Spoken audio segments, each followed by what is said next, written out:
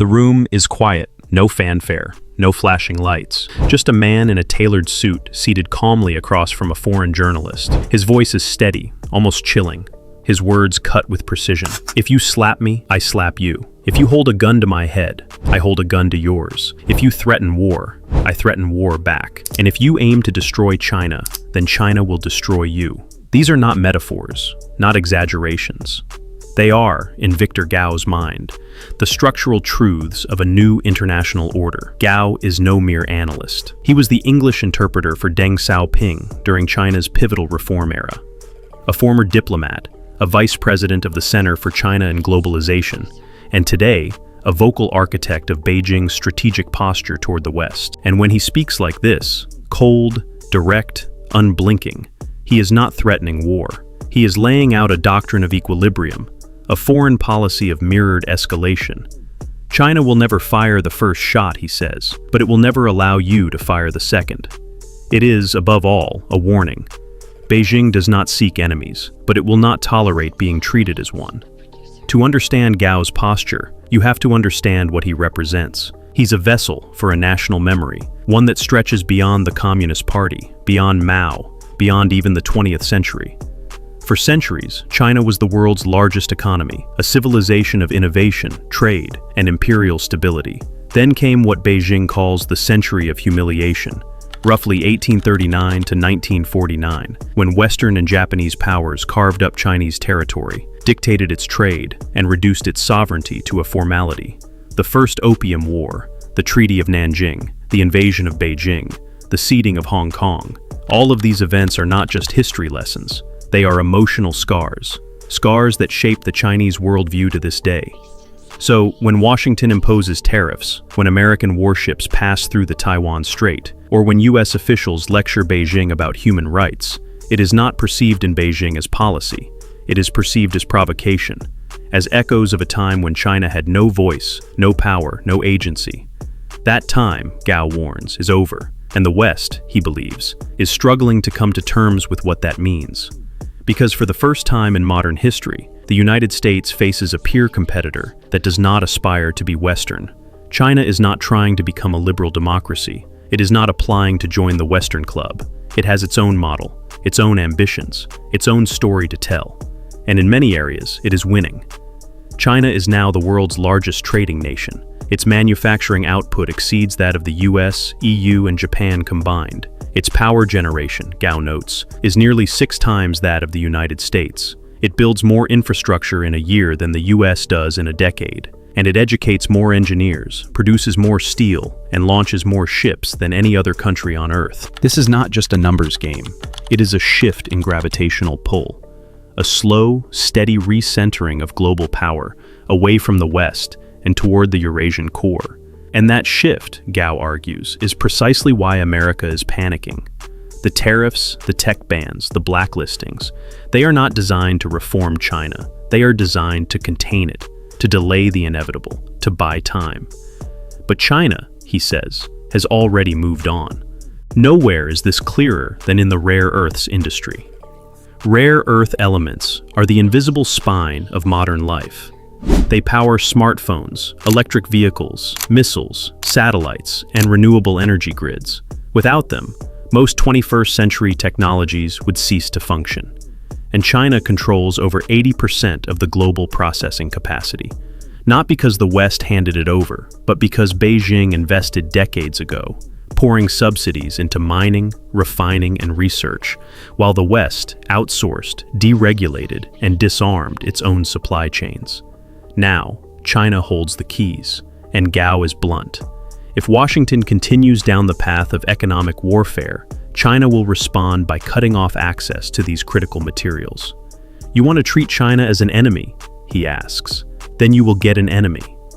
That message may sound aggressive, but in Gao's view, it is a calibrated deterrent.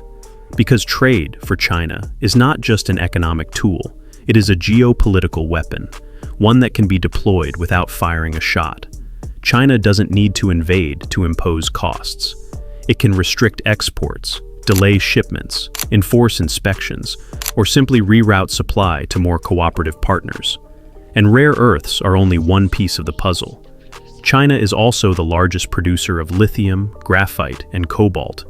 It dominates the supply chain for electric batteries, solar panels, and pharmaceutical precursors. It owns stakes in ports across Europe, mining operations in Africa, and telecom infrastructure in Latin America. Its economic influence is not centralized, it is scattered, embedded, and systemic, like roots growing beneath the surface of the global economy. Pull one and the others tighten. This is what Gao means when he says China is not afraid of decoupling. It has been preparing for this moment. Under Xi Jinping's dual circulation strategy, Beijing has spent the last decade bolstering domestic consumption, reshoring supply chains, and forging new trade corridors through the Belt and Road Initiative. The goal is simple: to make China more self-reliant and less exposed to Western pressure. And it's working. Trade with Southeast Asia, Africa, and Latin America is surging. Digital payment systems like UnionPay and Alipay are expanding globally. The yuan is increasingly used in cross-border settlements. And in tech, China is building its own ecosystem, from chips to cloud computing to AI. This is not isolationism, it is insulation, a strategy of resilience. Because in Beijing's view, the next phase of globalization will not be defined by integration, but by fragmentation, by blocks, by parallel systems, and China intends to lead one of them. This is the world Gao is preparing for, a world where economic warfare becomes the new normal, where tariffs, sanctions, and export controls are no longer exceptions, but instruments of first resort. In that world, he says, the West needs to understand one thing: China will not fold. Not because it is immune to pain, but because it is willing to endure it. Because the goal is not just survival, it is sovereignty. And sovereignty, for China, is non-negotiable. But retaliation is only half the story. Victor Gao's fire doesn't just burn against American pressure. It burns against the idea that the world must conform to one model: liberal democracy, US-led order, open markets defined by Washington. In his telling, that model is not universal. It's parochial, and it's cracking. He is not the first Chinese strategist to make this case, but he might be the most explicit. Your system for you, our system for us, he says. Let the results speak. This is the philosophy now animating China's approach to the global system. Not assimilation, but parallelism. Not confrontation, but insulation. A world where China doesn't reform to fit the West, but creates an alternative to it. And it's doing just that. Take the Belt and Road Initiative, a $1 trillion infrastructure web stretching across Asia, Africa, and Latin America. It's not just roads and ports.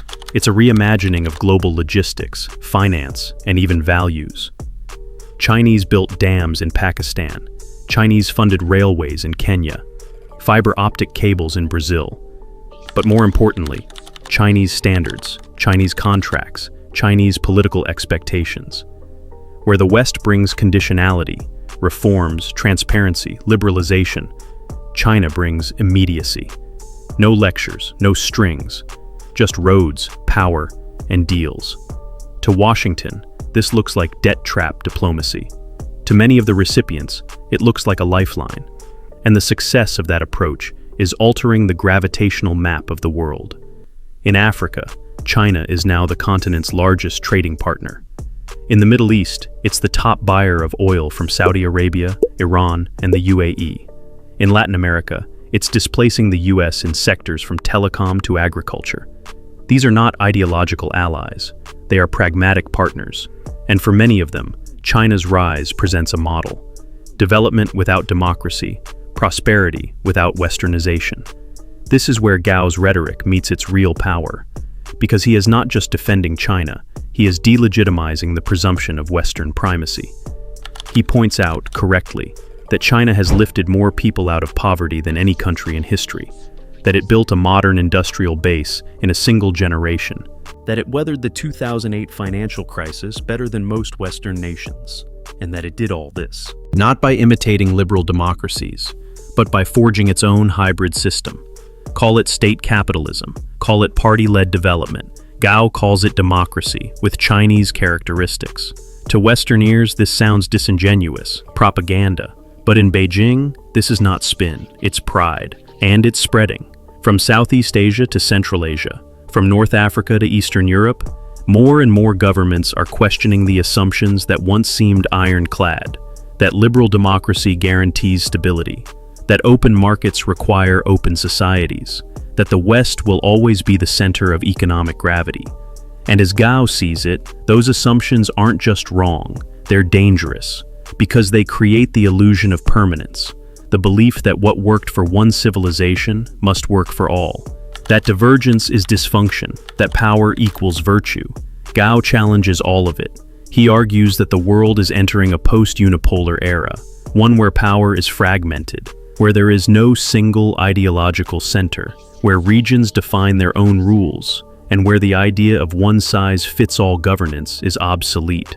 And yet, he warns, Washington still operates as if it's 1991, as if history ended, and the US won. That's why, in Gao's mind, the danger isn't China's rise, it's America's denial. Denial of its internal fractures, economic, social, political, denial of its fading leverage, denial of the fact that it cannot both preserve its post-war order and confront the emergence of new systems. And the longer that denial persists, the more erratic US behavior becomes. Tariffs turn into tech bans turn into sanctions turn into alliances of exclusion, AUKUS, the Quad, IPEF, all designed not to shape the global future, but to block China from it. To Gao, these are not defensive strategies, they are acts of desperation, of a hegemon trying to freeze time. But time doesn't freeze, it moves. And those who fail to move with it, Gao warns, are setting themselves up for collapse, not by foreign invasion, but by strategic exhaustion. He points to a simple truth. Empires do not fall from the outside in. They fall from the inside out. When their ambitions outpace their resources, when their narratives can no longer mask their contradictions. And today, Gao suggests, the US is approaching that precipice. Its infrastructure is crumbling. Its politics are paralyzed. Its social cohesion is fraying. Its financial system is over-leveraged. And its foreign policy is increasingly built on the illusion of control. He does not say this with malice. He says it with a kind of clinical detachment, like a doctor explaining symptoms. Something big is about to happen in America, he repeats, not because China has planned it, but because America has ignored the signs.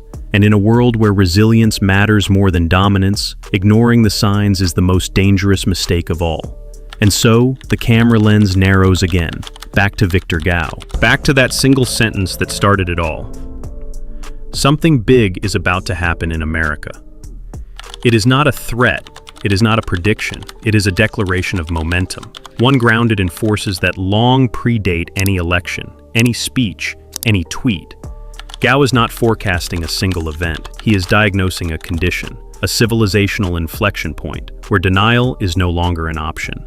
He's warning that the center is not holding, that the idea of the US as the world's economic conductor, ideological compass, and strategic anchor is slipping, eroded not by outside aggression, but by the contradictions of its own unchallenged supremacy.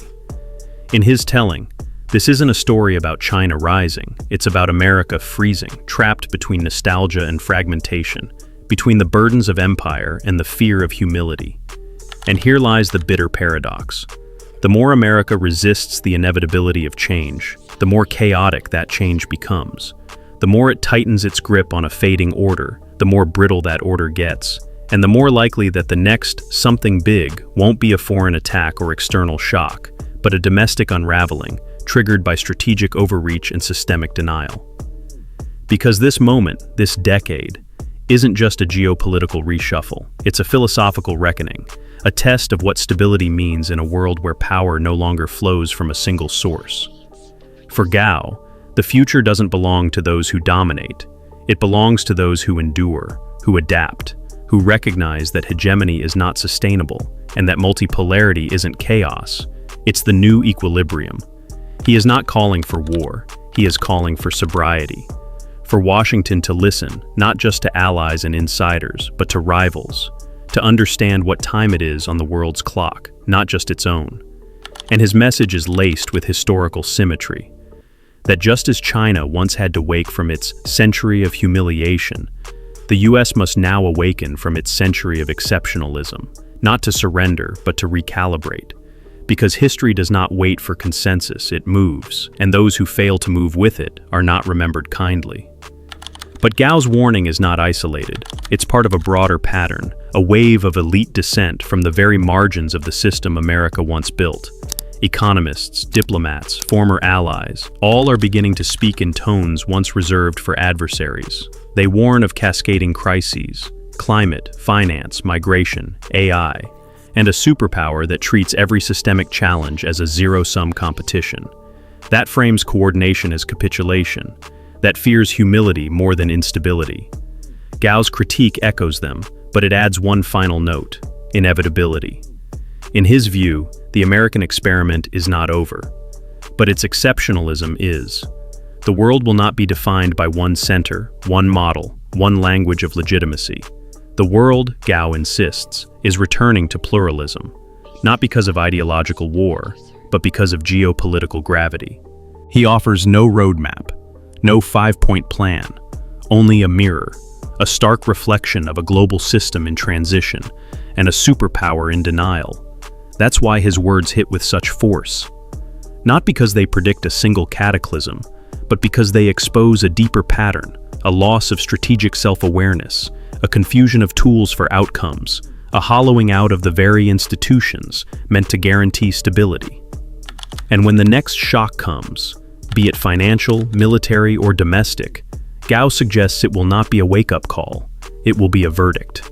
So as the lights dim and the camera slowly fades to black, Gao's voice lingers, not with certainty, but with warning, not with triumph, but with truth. Your system for you, our system for us, let the results speak. Then silence, a beat, and the echo of inevitability. Something big is about to happen in America, not because China is acting, but because history is moving. The world is changing, and those who cannot change with it will be changed by it. The frame holds for just a moment longer, and then finally, black, not with drama, but with gravity. Because this isn't just about America or China, it's about the world to come, and who gets to define it.